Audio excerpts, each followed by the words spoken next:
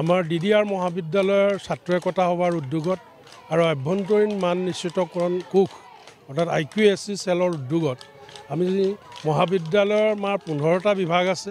সেই 15টা বিভাগৰ মাজত আমি গছতলৰ বিহুৰ আয়োজন কৰিছিলোঁ।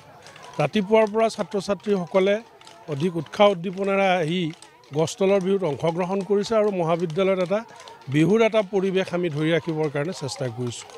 বাপতিসাহোন ৰঙালী বিহুটো আমাৰ ছাত্ৰ ছাত্ৰী বিশেষকৈ যুৱক যুৱতীসকলৰ মাজত বহল প্ৰসাৰৰ কাৰণে আৰু আমাৰ যিখিনি বিহুৰ যিখিনি পৰম্পৰা সেই পৰম্পৰাখিনি আমি ছাত্ৰ ছাত্ৰীসকলৰ মাজত আগবঢ়াই লৈ যাবৰ কাৰণে আমি জাষ্ট এটা প্ৰয়াস কৰিছোঁ, চেষ্টা অব্যাহত ৰাখিছোঁ।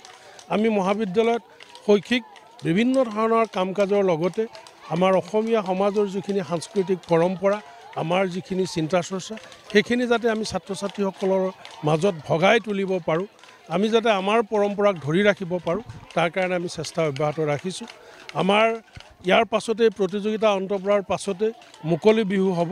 সেই মুকলি বিহুত মহাবিদ্যালয়ৰ সমূহ শিক্ষক শিক্ষয়িত্ৰী, ছাত্ৰ ছাত্ৰী আৰু কৰ্মচাৰী সকলোৱে মিলি আমি বিহু উপভোগ কৰিম, বিহু আমি পৰিচালনা কৰিম আৰু তাৰ পিছৰ পৰা আমি মহাবিদ্যালয়ৰ বিহুৰ বন্ধ ল'ম।